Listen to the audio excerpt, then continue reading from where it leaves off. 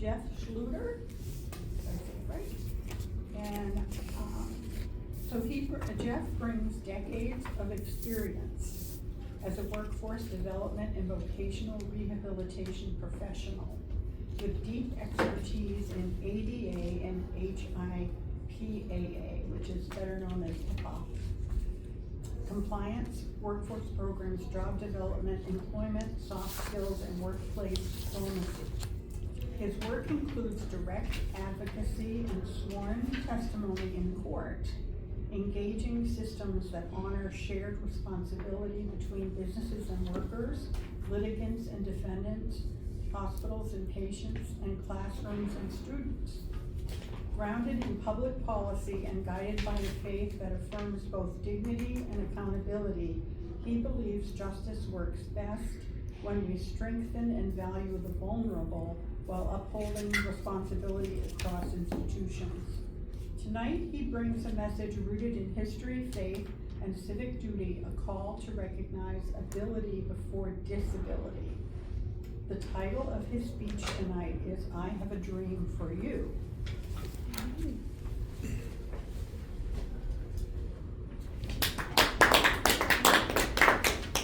you, Madam Toastmaster. Jim, you took the red pill when you saw Morpheus, did you? Did you take the red pill when you saw Morpheus? I didn't get that one. I'll explain it later. All right. Good evening, friends, and welcome, Mike. I stand here today filled with joyful optimism. Joy because this is more than a meeting. This is a moment, a prodigious moment. A moment to speak on behalf of every child, every teenager, and every adult with disabilities.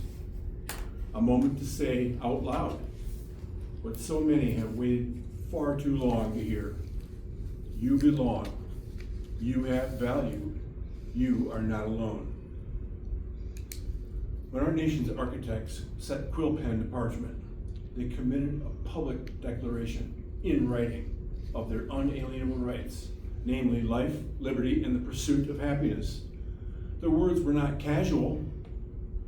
Benjamin Franklin was quoted, "We must indeed all hang together, or most assuredly we shall hang separately." That kind of declaration is made after counting the cost. The Romans had crucifixion. Americans had lynch mobs. British gallows were the feared retribution for those audacious enough to exercise their natural rights by speaking up against tyranny of the crown. Shuts up the mouths of many, restores the tongues of few. Exercising your free will is still potentially costly. You might even get canceled like a check. But this is America. Take back your freedom. Exercising free speech is addictively courageous. That spark of the Declaration of Freedom came as a joyous daybreak to end the long night of captivity. And yet, 10 years later, our nation approaches its semi-sesquicentennial. Too many of our neighbors with disabilities still stand outside, looking in, once closed doors, waiting for them to really be opened in practice. 15 years ago, our leaders brought forth on this continent a new bill signed into law by the late President George H.W. Bush, conceived in equal opportunity and dedicated to the proposition that all people with disabilities are created equal, and that they deserve to pass through those doors into a bright new era of independence. And yet today, friends, we must tell the truth.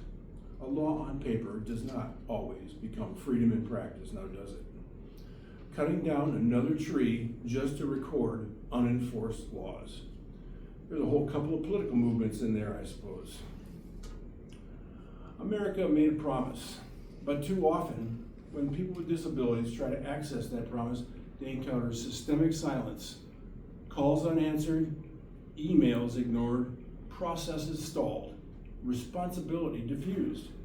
until nobody is accountable. It's like a debit card being declined, not because the account is empty, but because nobody of value is heard when they report that the ATM system itself is broken. The barriers go unseen. The denial goes unexplained. Delay after delay after delay may pose a fatal threat to some. First to their dignity, then to their mental health, and finally to life itself. Lack of access to opportunity is epidemic in this nation, and it is dangerously interlaced with despair and self-harm. For the sake of the living God, this is the United States of America. Let's use this moment to discover opportunities to rehabilitate our economy, grow our businesses, make our institutions fair, save lives, and restore hope. For far too long, doors have been closed quietly, politely, nice and neat. Classrooms have whispered, "You're not enough." Jobs have declared, "You're not qualified." Communities have asked, "What's wrong with you?" And the word different has become a prison wall, with the bars of low expectations, the chains of discrimination, and with padlocks of fear. A prison that traps dreams, a prison that silences voices. But I stand here tonight in the spirit of the prophet Isaiah to proclaim good news to the poor, to bind up the brokenhearted, to proclaim freedom for the captives, and release from darkness for the prisoners. Hear me now. You hold the key. That key is found in the love of a parent who never stops believing. It is found in the patience of an educator who sees ability before disability. It is found in a worker's courage who shows up with joy and expects to belong to the group. And it is found when neighbors choose to be neighbors and join in conversation they've been invited to. I have a dream for you. Say it with me. I have a dream for you. I have a dream that one day children with disabilities will walk into classrooms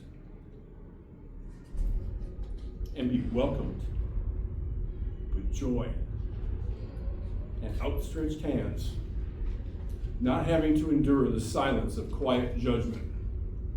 I have a dream that adults with disabilities will no longer be managed, but trusted, heard, hired, and celebrated. I have a dream that every voice, spoken, signed, typed, or sung, will be heard. And I have a dream that we will stop defining people by what they cannot do and finally celebrate what they can do. And with this dream, let's invade America, not with force, but with an insurrection of hope and ruthless compassion. Let us win the hearts and minds of those with low expectations. Let us liberate the captives from quiet exclusion. Let us build not prison walls, but a prodigious amount of accessible entrance ramps into our hearts and minds. And most importantly, let's roll back out on those ramps with willing spirits. Because hope and change don't happen by writing laws or aimlessly throwing money at it, now does it? On a personal note, it has been one of my greatest gifts to know my daughters, with and without disabilities, as bearers of infinite worth more than $1 million. That is my dream. That is our dream. To God, all praise and glory.